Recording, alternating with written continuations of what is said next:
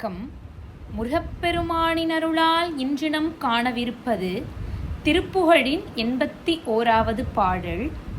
புகரப்புங்கப் பகரக்குன்றில் புயலிறங்கி பொலிவோனும் பொருவிற்றஞ்ச சுருதிச் சங்கப் பொருளை பண்பிற் புகழ்வோனும் திகிரி செங்கட் செவியில் துன்ற அத்திகிரி செங்கை திருமாலும் திரியப் பொங்கி திரையற்று உண்டு உள் தெளிந்தற்கு ஒன்றை தரவேணும்.